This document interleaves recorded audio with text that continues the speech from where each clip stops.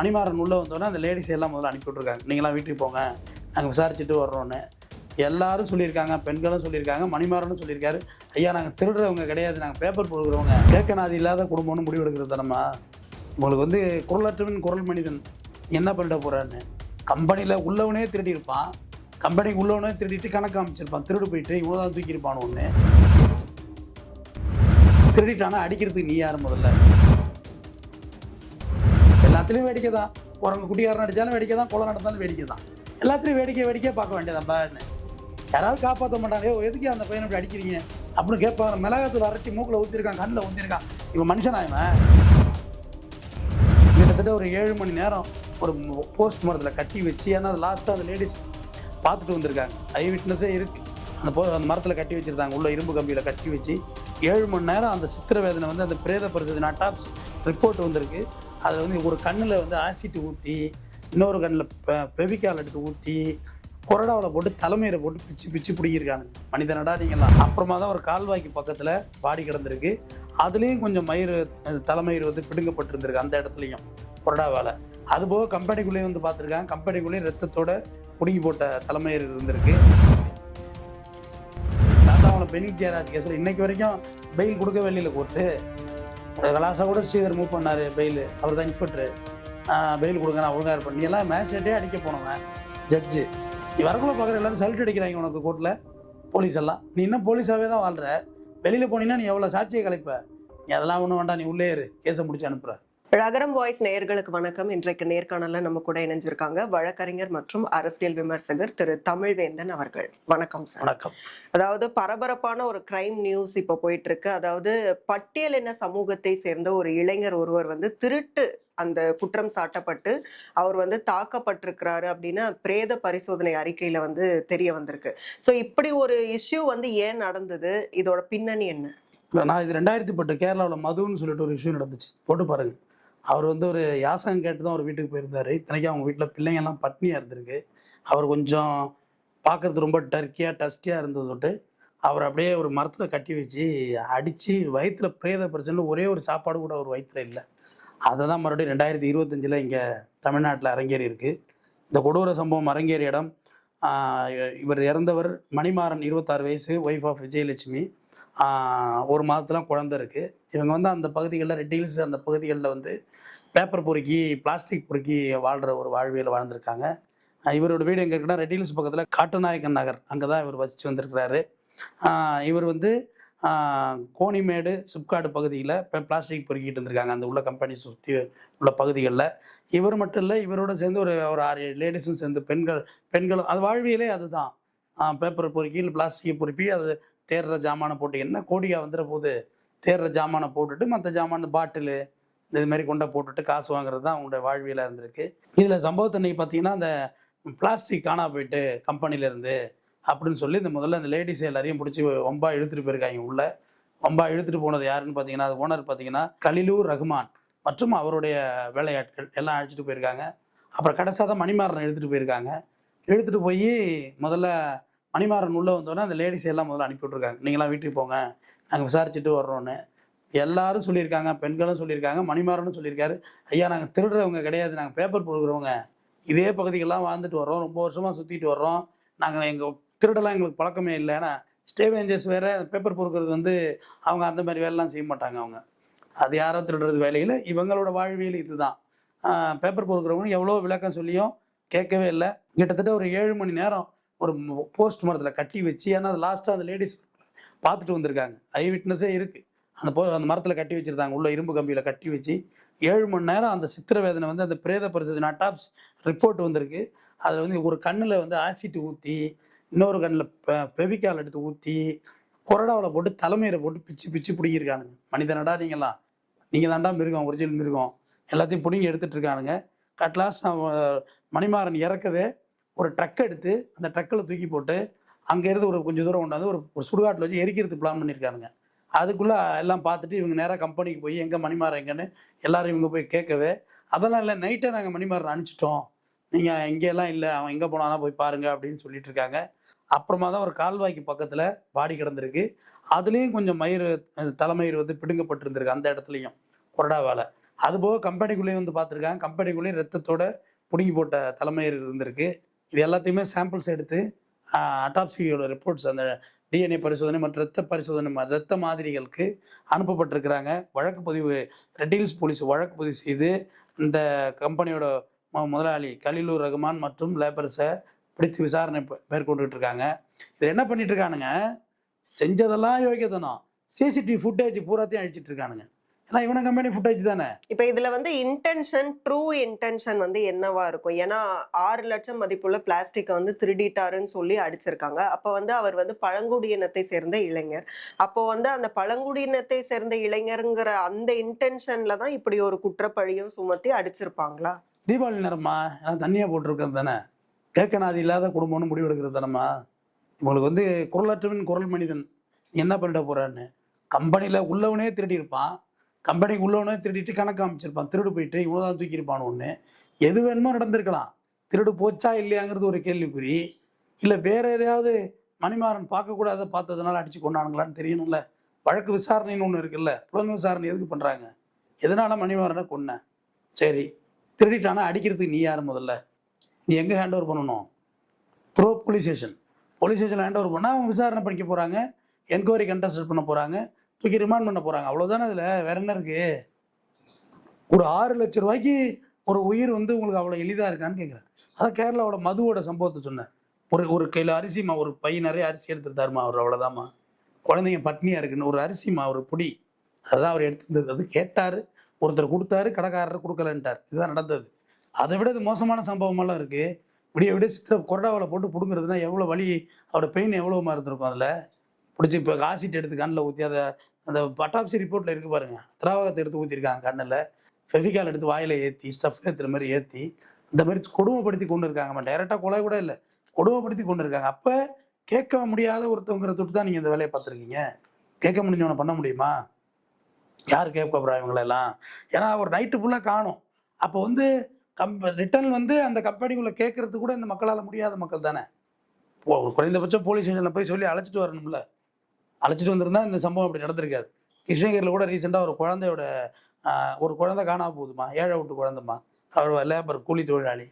ஆக்சுவலாக அந்த குழந்தை வந்து வேற ஒருத்தன் கள்ளக்காதல் பண்ணிட்டு இருந்து அந்த குழந்தை பார்த்துருது. அது வாயையும் திறக்கலை.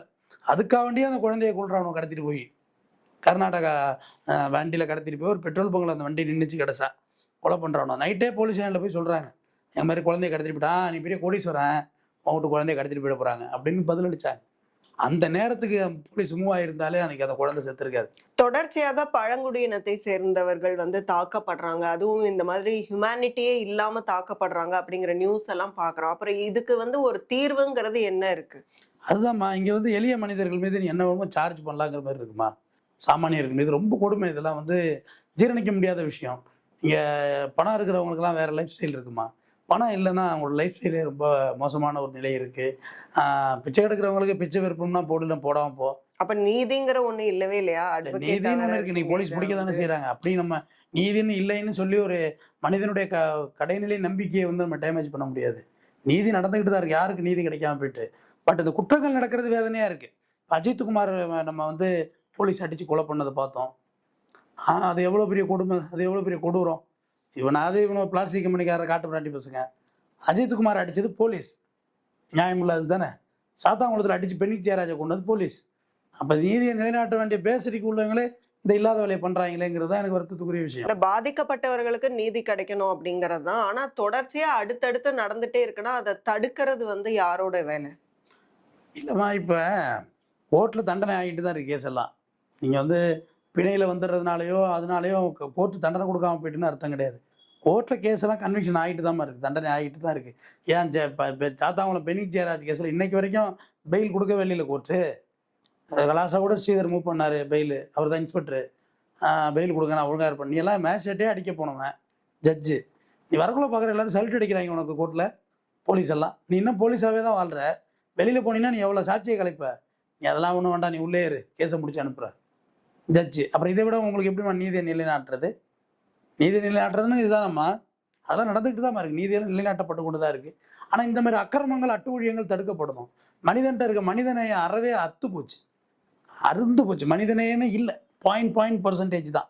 கொஞ்சம் பேர் தான் மனிதநேயத்தில் இருக்காங்க. பட் அவங்களால வெளியே வந்து சர்வே பண்ண முடியறதில்ல. நமக்கு ஏன்டா வம்புன்னு போறாங்கம்மா. உண்மையிலே சொல்றேன்.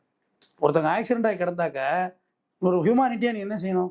குறைந்தபட்சம் ஒரு 108க்கு ஃபோன் அடிக்கணும் தானே. அது ஒரு பேசிக்கா முடியும் தானே எல்லார்ட்டயும். வீடியோ எடுத்துக்கிட்டு இருக்காம்மா. அவன் துடிச்சுக்கிட்டு இருக்கிறத வீடியோ எடுத்துக்கிட்டு இருக்கான். அப்ப இவங்ககிட்ட நீ என்ன ஹியூமானிட்டி எதிர்பார்க்கலான்னு இருக்கீங்க? இல்லாட்டி நமக்கு என்னன்ட்டு போயிடுறாங்க. நமக்கு ஏன் வம்பு? அதுதான் இந்த கவர்மெண்ட் மக்கள் காப்பீட்டு திட்டத்தில் ஒரு ஸ்கீம் கொண்டு வந்தாங்க. உண்மையிலேயே நல்ல ஸ்கீம் அது. நீ ஆக்சிடென்ட் ஆகி கொண்டு ஹாஸ்பிட்டல் எல்லாம் சேர்த்து எடுத்தீங்கன்னா ஒரு ₹1,00,000 கொடுப்பாங்க. நல்ல விஷயம் தானே இது. முன்னெடுப்பு தானே. என்ன திட்டம் அது? இந்த மக்களை காப்பு திட்டத்திலம்மா விபத்தாயி ரோட்ல கிடக்குறாங்கல்ல, அவங்கள எடுத்துக்கொண்டு ரெஸ்கியூ பண்ணி சேர்க்கணும். சேர்த்தீங்கன்னா உனக்கு ₹1,00,000 உண்டு. கவர்மெண்ட் கொடுக்குது. அப்போ ₹1,00,000 கொடுத்து தான் அப்படியாவது ஹியூமானிட்டியை அதான் வளர்க்கறாங்க. இப்படி கொடுத்து தான் பண்ணணுங்கிறது எவ்வளவு வேதனைக்குரிய விஷயம். சரி வேற என்னதான் பண்றது ஒரு அரசாங்கம்? அம்மா ஹைவேஸ்லாம் அடிபட்டா யாரும்மா உங்களை தூக்குவா? அடிபடுறோம்ல ஹைவேஸ்ல. அது ரெஸ்கியூ ஃபோர்ஸ் வரணும், அந்த நேஷனல் ஹைவேஸ் அந்த பெட்ரோல் வரணும், வந்து நம்மளை ராடுலேருந்து மீட்கிறதுக்குள்ளே நம்ம இறந்துட மாட்டோம்மா. பிளட் லாஸ் ஆகிட்டே இருக்கலாமா. ஆனால் 10 நிமிஷத்தில் நம்ம பார்த்த ஒரு காரை இவங்கள ஒருத்தவங்க நம்மளை அள்ளி போட்டு ஹாஸ்பிட்டல் கொண்டு போயிட்டா பொழைச்சிக்குவோமா நம்ம. பட் அந்த மனிதனே இங்கே இல்லை தானே. என்னுடைய அனுபவம், சொந்த அனுபவத்தை சொல்கிறேன். எங்கள் ஊரில் உள்ள ஒரு எங்கள் சொந்தக்காரர் நான் தான் மெட்ராஸ் வந்தோம். மேலே வளவம்பேட்டைங்கிற ஏரியாவில் ஒரு டிராக்டரு பின்னாடி வந்து ஒரு லாரி அடிச்சிருந்தது. அந்த டிரைவர் செத்துட்டாருன்னு போட்டு ஆம்புலன்ஸ் டிரைவர் ஏற்ற மாட்டாமா. செத்துட்டார் இவருன்னு சொல்லி கொண்டாட ஆக்சிஜன். ஆனால் அவர் கை துண்டாயிட்டு கை ஒரு 1/2 கிலோமீட்டர் அங்கிட்ட கிடக்கு. ஆனால் நான் பல்ஸ் பார்க்குறேன், இன்னொரு கையில் பல்ஸ் இருக்குது. முதல்ல ஆக்சிஜன் மீட்டரை கொண்டு வாடாக்கும் ஒண்டாடார் சொல்லி ஒம்பளத்து அவங்கள யாருமே கோஆப்ரேட் பண்ணல. இரும்ப எனக்கு என்ன நிற்கிறாங்க. நான் அந்த வழியாக வந்தவன் என்ன சொன்னால் ராங் வேல மெட்ராஸை பார்க்க வந்துட்டு இருந்தவனா. இது ஆப்போசிட் நடந்தது. ஆக்சிஜன் மீட்டரை போட்டு பார்த்தா 77 காமிக்குதுமா விரலில் போட்டு பார்த்தா. அவங்க உயிர் இருக்கடா டே ஏன்டா அப்படி பண்ணுறீங்க, ஏற்றுக்கடா அந்த ஆம்புலன்ஸில் ஏற்றி கொண்டு போய் அவர் ஒருத்த கை மட்டும் தான் இழந்துட்டு அவர் காப்பாற்றப்பட்டு விட்டார். என்னிடம் வீடியோ காலில் பேசினார். என் நம்பரை கொடுத்துட்டு வந்திருந்தேன். வேறு எதுனா என்னை காண்டாக்ட் பண்ணுங்க அப்படின்னு சொல்லி கொடுத்துட்டு வந்திருந்தேன். அப்புறமா ஒரு 6 மாதம் கழிச்சு என்கிட்ட ஒரு முறை வீடியோ காலில் பேசினார். கை மட்டும் தான் சார் போச்சு, அதுவும் நேரத்தோடு வந்திருந்தா அதையும் காப்பாற்றிருக்கலான்னாங்க. இன்று நான் உயிரோடு இருக்கிறேன் அப்படின்னு சொல்லி எனக்கு அதை விட எனக்கு அது பெரிய ஒரு பெரிய அவார்டு கொடுத்த மாதிரி இருந்துச்சு. ஆக்சிடென்ட் ஆன பிளேஸ்ன்னு சொல்லிட்டேன். மேலே வளவம்பேட்டை மதுராந்தகம் தாண்டி இருக்குது. ஸோ இது மாதிரி எத்தனை பேர் நான் பண்ணிட்டேன் அப்படிங்கிறதுனால பிரசுரம் பண்ணுங்கிறதுக்காக சொல்லலை. எல்லாரும் பண்ணலாம், இதில் ஒன்றும் பிரச்சனை இல்லைங்கிறது சொல்ல வரேன். எல்லாரும் முன் வந்தால் தானே நம்ம செய்ய முடியும். முன்னெடுப்பு யார் தான் எடுக்கிறது? யாருமே எதுவும் கேள்வி. இப்போ இந்த கூட வச்சு கொண்டு வச்சு அடிச்சிருக்கானுல, அவன் முதலாளி சொல்லி அவன் அடிக்கிறான். அப்போ அவனுக்கு ஒரு அறிவு வேண்டாமா? சார் இதுக்கு மேலே அடித்தா செத்துருவான். இதே தான்மா திருப்பவனம் நம்ம அஜித் தம்பி மேட்டரையும் நடந்துச்சு. அவன் எவனோ மேலதிகாரி சொன்னான், உனக்கு எங்கடா போச்சு அறிவு? சார் இவன் எடுத்த மாதிரி தெரியல, இதுக்கு மேலே அடித்தா செத்துருவான். அதில் தானே தலைமையில கொரடாவை போட்டு பிடுங்க உள்ள யார் இந்த மணிமாறனை. வலியோட உச்சம் வந்து தாங்க முடியாது. ஐயா கொடுத்துட்றேன், எடுத்து தான் இருக்கேன், கொடுத்துட்றேன்னு சொல்லுவாங்களா சொல்ல மாட்டாங்களா? திருடி இருந்தால் தானே சொல்ல முடியும். திருடாமல் எப்படி சொல்கிறது? அந்த அஜித் கோயிலுக்கு போய்ட்டு நகை வச்சிருக்கேன்னு எதுக்கு அடிச்சிட்டு வந்தாப்புல? ஏன்னா அங்கே போனால் 4 பேர் பார்ப்பாங்க, நம்மளை காப்பாற்றிடுவாங்கன்னு. ஆனால் நம்ம மக்களையும் அப்பா சும்மா சொல்லக்கூடாது. எல்லாத்துலேயும் வேடிக்கை தான். குரங்கு குட்டியாரன் அடித்தாலும் வேடிக்கை தான், குளம் நடந்தாலும் வேடிக்கை தான். எல்லாத்துலேயும் வேடிக்கை பார்க்க வேண்டியதான்ப்பான்னு. யாராவது காப்பாற்ற மாட்டாங்களே, எதுக்கு அந்த பையனை இப்படி அடிக்கிறீங்க அப்படின்னு கேட்பாங்க. மிளகாத்தூள் அரைச்சி மூக்கில் ஊற்றிருக்கான், கண்ணில் ஊற்றிருக்கான். இப்போ மனுஷனாயமா திருபுவனம் மேட்டர் சொல்கிறோமா, அஜித்குமார் போல மேட்டர் சொல்கிறோமா? அப்படி ஒரு நகையே காணாம போல, அந்த காரே அந்த லேடி ஓட்டலை. சிபிஐ விசாரணை அந்த காரே அந்த லேடி ஓட்டலை. அதுதான் பார்க் பண்ணிட்டு போயிருக்கு, அந்த லேடி தான் பார்க் பண்ணிட்டு போயிருக்கு. அப்போ ஒருத்தர் அநியாயமாக அடிச்சு கொண்டு இருக்கீங்களா? யார் கேள்வி கேட்க பண்ணுறீங்க? யாருமே கேள்வி கேட்கறது இல்லை. இப்போ எடுத்திருந்த நகை எடுத்திருந்தா அஜித்குமார் எடுத்திருந்தா கொடுத்துருப்பாப்லமா, அவளை அடியெல்லாம் தாங்க முடியாது. இப்போ எங்கே போச்சு அந்த நகை? கம்ப்ளைண்ட் காணாம போச்சுக்கிற கம்ப்ளைண்ட்டுக்குரிய நகை எங்கே? அதுக்கு பதிலே கிடையாதுங்க. மில்லேனியம் கொஸ்டின், யாருக்கும் பதில் இல்லை. இதுக்கு பின்னணியில வந்து அப்போ வந்து யாராவது சொல்லி அவங்க வந்து விசாரிக்காமலே அடிச்சிடுறாங்களா? இல்ல இது எப்படி நடக்குது? உண்மையா திருடாமையே வந்து திருடணும்னு சொல்லி பட்டியலின சமூகத்தை சேர்ந்தவர்கள் தாக்கப்படுறது அப்படிங்கறதோட பின்னணி இது பேக் சைட்ல என்ன இருக்கு? பட்டியலின சமுதாயம் ஏமா நீங்க அப்படி சொல்றீங்க? அஜித்குமார் என்ன பட்டியலின சமுதாயமா? பெனிக் ஜெயராஜ் பட்டியலின சமூகம் அப்படிங்கறத பின்னணியிலேயே நிறைய கேசஸ் இருக்குல்ல. இல்ல பெனிக் ஜெயராஜ் பட்டியலின சமுதாயம் கிடையாது. மொத்தமாவே தாக்கப்படுறாங்க எளிய மனிதர்கள். அவ்வளவுதான். நீங்க அப்படிதான் பார்க்கணும். அது பெனிக் ஜெயராஜும் பட்டியலின சமுதாயம் கிடையாது, அஜித்குமாரும் பட்டியலின சமுதாயம் கிடையாதுமா. ஒட்டுமொத்தமா எல்லாருமே ஒட்டுமொத்தமாவே கேட்க நாதி இல்லைன்னா உங்களை தொலைச்சு கட்டிடுறாங்க. அதான் உண்மை. இப்ப இதுல வந்து இந்த கேஸ்ல வந்து எப்படி கொலை வழக்கு எல்லாருமே கொலை வழக்கு போட்டு இவங்கள ரிமாண்ட் பண்ணி தண்டனை வாங்கி கொடுக்கணும். அதுதான் சட்ட போராட்டம். இந்த பார்த்த சாட்சிகள்லாம் கரெக்டாக வந்து சொல்லணும். ஏன்னா லாஸ்ட் சீன் ஆஃப் அக்கரன்ஸ் இருக்கு. நேரடியாக மர்டர் ஆன அக்யூஸ் இல்லைன்னா பார்வைக்கு இல்லைன்னா கூட கடைசியாக இவங்க கட்டி வச்சு அடிச்சாங்கங்கிறது இவங்க சொல்லுவாங்கல்ல. அந்த வீடியோ ஃபுட்டேஜ் கூட இருக்கு. ஃபுட்டேஜ்லாம் ரெக்கவரி கொடுத்துருக்காங்கம்மா. எக்ஸ்பர்ட் ஒப்பீனியன் போயிருக்கு. அதெல்லாம் வீடியோ ரெக்கவரி எடுத்துருவாங்க. அதெல்லாம் ஈஸியமாக போய்டும் சாஃப்ட்வேர் எடுத்துகிட்டு வந்துருவாங்க. எடுத்துகிட்டு வந்தால் சோலி முடிச்சிட வேண்டியதுதான், தண்டனை கொடுத்துட வேண்டியதுதான். தொடர்ந்து இது மாதிரி அக்கிரமங்கள் நடைபெறக்கூடாது. இன்னொரு இது மாதிரி அக்கிரமத்துக்கு பேசுறதுக்கு வழி கொடுக்காதீங்க. மனிதனையும் காப்போம், மக்களை காப்போம். நன்றி. மிக்க நன்றி. இவ்வளோ நேரம் டைம் ஸ்பெண்ட் பண்ணி இந்த கேஸ் பற்றின நிறைய விலாவாரியான நிறைய விஷயங்கள் பகிர்ந்துக்கிட்டீங்க. மீண்டும் இன்னொரு சந்தர்ப்பத்தில் பேசலாம். நன்றி. நன்றி.